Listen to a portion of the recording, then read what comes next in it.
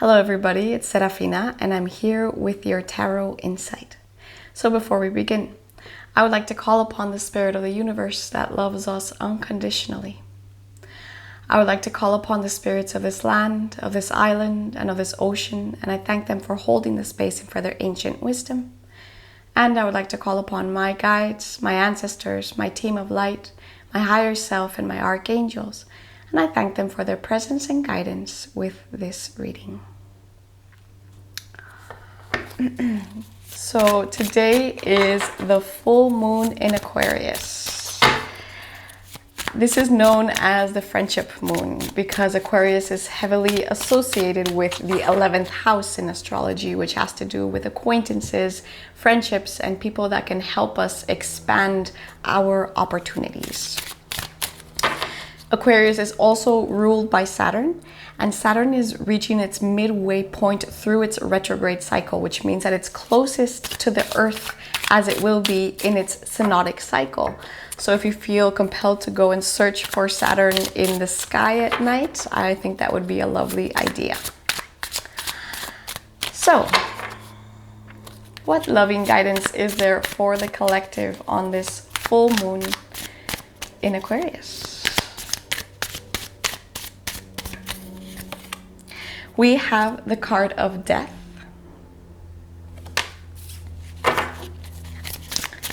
What further guidance is there for the collective? Well, we had two cards pop out. I'm going to shuffle them back in. What further guidance is there for the collective on this full moon in Aquarius? We have the Queen of Swords. This is the Tarot of Marseille, for those of you who are curious. It's the first time I'm ever using this deck. What further guidance is there for the collective today? We have the Ace of Cups. And one more card. What is the further guidance for the collective? We have the Fool. Beautiful. So I'm going to change it up a little bit and I'm going to pull clarification cards. Could we please clarify the card of death? We have the Emperor. Could we please clarify the Queen of Swords? We have 1, 2, 3, 4. We have the Eight of Pentacles. Beautiful. Can we clarify the Ace of Cups? We have the card of the Sun. And can we clarify the Fool?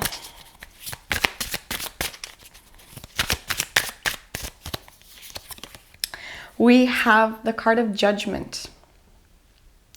So right off the bat, we have 1, 2, 3, 4 major arcanas, which means that it's a significant change or pivotal point is what I'm hearing for lots of us right now. I'm going to pick these cards, which I've actually never used online readings for, and I thought they would be great. I think they're called soul cards, and there's really no explanation to them. So I'm just going to let the cards speak to me. What further guidance is there for the collective today?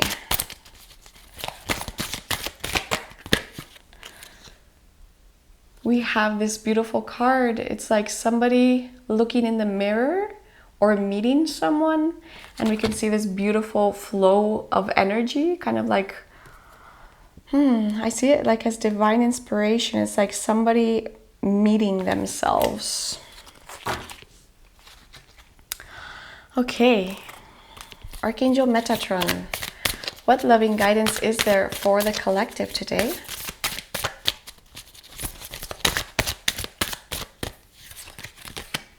We have evolution, birthing the new. And there we see we have the symbol of Venus and of Mars conjoining in this kind of like sacred space in the uterus. which other deck? Let's choose this one. What further guidance is there for the collective today? We have intuition.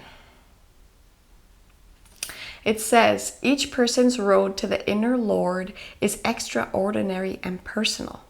How liberating to listen inside and sense moment to moment what is needed.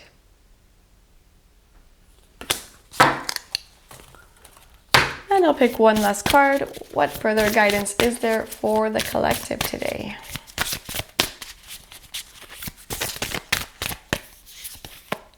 We have expect powerful change, new moon eclipse.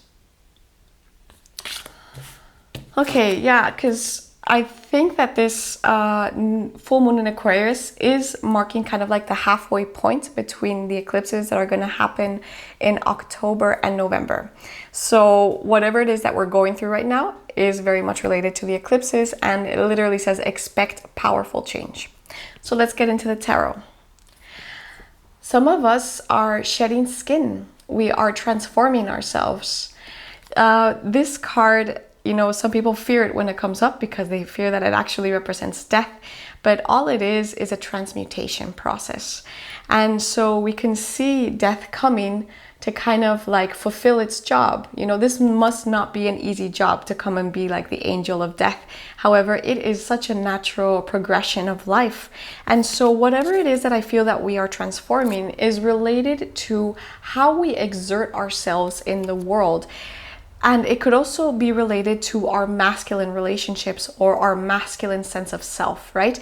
The Emperor is basically ruled by Aries, and it's a lot about determination. It's a lot about motivation and being able to stick to what we know is true, being able to carry it forward, right? The Emperor has his armor and he only uses it when it's necessary.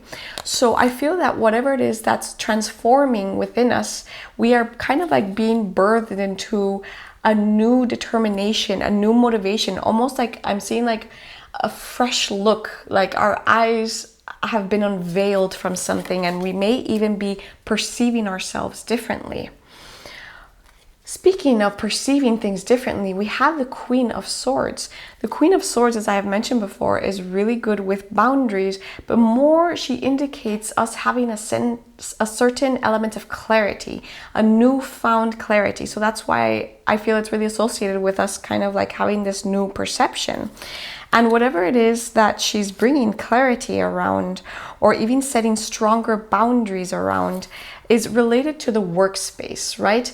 The Eight of Pentacles is a card that says, whatever it is that you've been working on, keep on going at it. Even if you haven't seen results just yet, just keep on going. And I feel that's really tied to Saturn right now because Saturn is in the midpoint of its retrograde cycle and Saturn is the ruler of Aquarius. So whatever it is that you have been kind of like fabricating, but in a positive way, you have been really, you know, just I get the sense of this like this hyper focus on something, and how perfect to have the Queen of Spades of Swords to come in to clarify this hyper focus. You can even see her kind of like looking at these Eight Pentacles and just having this like craftsmanship towards it. There is kind of like this sense of renewal of how you have been perceiving yourself.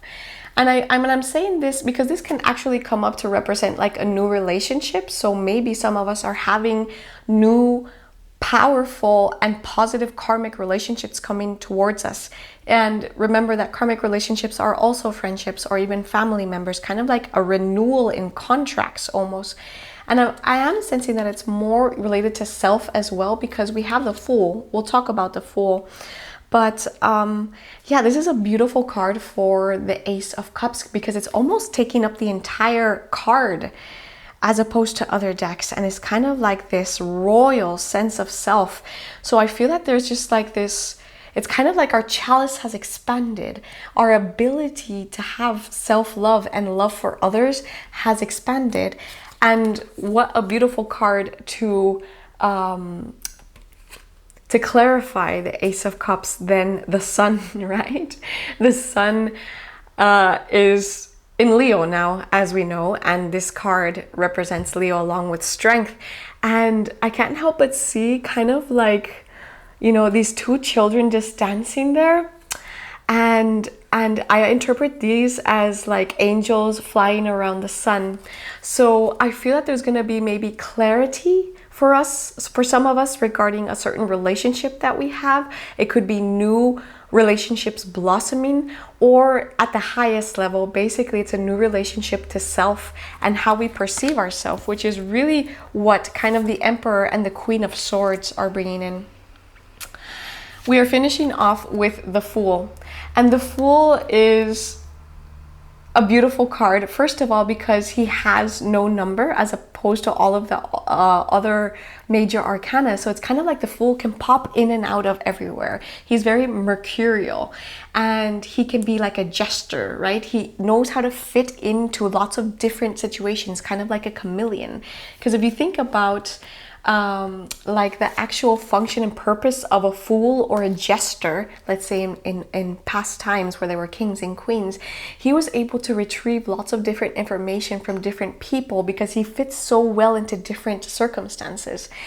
And what's also coming up for me is kind of like the Fool does not care of being the fool, of kind of being like this jester, this mercurial person in life, to kind of remind ourselves that it's kind of like a cosmic joke, right? It's really important to take things seriously and to do our work, but ultimately, are we laughing at the end of the day? And not only that, but it's bringing in like this element of being individuated. And that's something that came up for me right now during meditation. It's like the difference between being individuated and individualistic, right? Because he does not mind to be seen different. Also, can you note that he has all the colors on the tarot on his garments, right? The green, the blue, the red, and the yellow, which represents all of the elements as well. So it's kind of like coming into a bigger sense of self within our own practical and personal practices, and ourselves out in the collective, which is what is speaking a lot to this Leo Aquarius axis that we're having right now, right? And the Fool is being clarified by the card of Judgment. And the card of Judgment is a card of awakening. It's a card of, you know, here we have Archangel Gabriel blowing its trumpet to these people who were asleep. So it's kind of like we're waking up from a sense of slumber, right? And it's similar to the Tower in a certain way, but it's more of just like us awakening to something. So I feel that whatever it is that we are awakening to is kind of like related to also to what just happened right now with the Lionsgate portal. So I don't know if there were some Tower moments for some of you, some Uranus moments that came to kind of like shock us. But I feel that our intuition must be getting a lot stronger. And I'm going to read this again. Each person's road to the inner Lord is extraordinary and personal. How liberating to listen inside and sense moment to moment what is needed. And so this brings me back to the card of the Fool, right? It is extraordinary and personal. And so what I was receiving with the messages of individuation versus individualistic is that a person who is individualistic is very ego-centered, right? Which can be like the lower expression of Leo, right? It's somebody who's very almost narcissist and always wants to draw attention to themselves and has to relate everything that happens on the outside towards themselves. A person who is individuated, which is a term that Carl Jung would use a lot, is somebody who recognizes that, yes, I am a representation of Godhead. I am a representation of divinity, but that does not make me superior to other people. And I don't need to call attention to all the positive attributes I have, because I know that ultimately they're just part of a greater collective. And so I feel that that's what this full moon in Aquarius is ultimately coming to kind of bring to the collective of, yes, it's great. Let's celebrate our sense of self. Let's come into a greater awareness and self-love of who we are by having this clarity and setting our boundaries and transforming how we project ourselves out, how we continue forward and stay motivated with what's important towards us. But let's have an honest look at who we truly are, because our intuition has been sending us messages. We have been crafting or almost developing this muscle within ourselves. And if we see this person, like they have this flow of energy just coming to support them. And it's interesting actually that I look at that, because today I also felt like there was just like this this strong sense, like strong flow of energy through these muscles. And they're the muscles that connect the spine to the head, because if you think about the head, it's really, really heavy. So I felt like this kind of being like the emperor of just like for the collective, right? This was the message for the collective, kind of just like standing or sitting stronger on our throne and having our cloak. And we could say that the age of Aquarius is a time for all of us to have our own cloak as a queen or king or emperor or empress. And so my question to you is like, what would your cloak be of? What color would it be? What symbolism would your cloak have? What is it that you stand for? When this card comes up in the Archangel Metatron deck of evolution, it speaks of us actually like transforming the DNA and working through those karmic cycles that we kind of are born with in our family, and being able to individuate ourselves from where we came from, and not retreating back to this individualistic form of who we thought we were according to where we were born, right? Everybody eventually has to leave the nest, whether it be physically or even metaphorically. And so when the Fool sets out on this voyage of the Fool's journey, it's a process of individuation. And then the Fool goes through all of the 22 major arcanas to end in the world and to start the cycle again. So I feel that what this full moon in Aquarius is bringing for us is a bigger sense of individuation within the collective. What is it that you are bringing into the collective? And with that, being able to set our proper boundaries of what it is that we want to contribute and how it is that we want to contribute. The Queen of Swords would be able to determine that very easily. And maybe it's a process of being able to cut away what we thought we had to do, or what we thought our role is or has to be in the collective.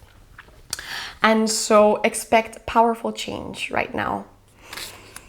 Okay, so to finish, I would like to pick a card from, I'm feeling Kali today particularly because first of all, Venus is moving into Leo, which is going to be a stronger sense of self-expression. But I also feel that with this new sense of self, it's like we're going to have to set stronger boundaries around us. We're going to have to really be able to use the word no when we need to. So, beloved Kali, what loving message do you have for the collective this full moon? What loving message do you have for the collective this full moon? Okay, I see one popping out. It is number 35. It says Kalika Tantrika.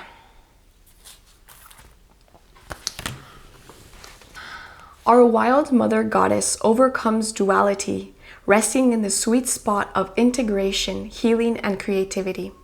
She facilitates the overcoming of tension and conflict, birthing sacred solutions and evolution into greater bliss. Kalika Tantrika is Kali, the Tantric Queen.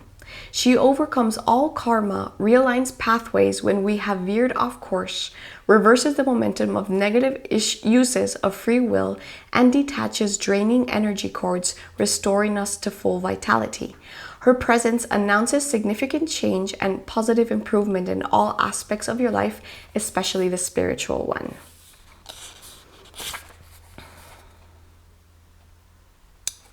This is a time when the heart knowing must lead above the intellectual assessment of things. It is also when we are best moved by a greater guiding intelligence rather than doggedly sticking to a plan and trying to assert ourselves. The feminine is not as direct as her approach as the masculine. Her seeds germinate in darkness. Her creative methods are not always seen, yet are powerful. This oracle brings encouragement that even though it seems like your will is being thwarted, or you may not be getting what you want right now, or just wish you could have clarity and know your direction, you are still making progress. Things are coming together in the best way, and something is growing that is aligned with the divine plan you were born to fulfill. So what this makes me think of is that, first of all, it says that there's a karmic realignment that's happening for some of us or all of us. And basically, it's like being able to really go with the flow, right? Maybe a week ago, we were certain that something was not going to happen or that we were not going to do something. And then allowing new information to come and taking appropriate decisions, right? Because, time is accelerating. The world is accelerating. Frequencies are accelerating. So being able to really go with the flow and ride the waves as they come, I think is really, really important. So I just want to remind you all that we started off with the card of death and we're finishing with the card of the Fool. So right off the bat, it's telling me that we are going through significant change. So it's really important for us to tap into our heart, to listen to the intuitive hits that are happening and that are coming towards us, because I really feel that there's a new sense of self that is being birthed. It's kind of like a blossoming that's coming with a lot of abundance, a lot of love, a lot of clarity and determination. And it's just us coming into, it's kind of like stepping up our game, like raising the level of who we are internally, and that's going to be reflected externally. Okay, everybody, I hope that this was useful to you. And if you would like to book a personal reading with me, please visit my website and we can find a time for you. And if you found this video useful, I'm going to ask you to please comment, like, or even share it with your community, because you never know if there's a message here for somebody. Okay, bye.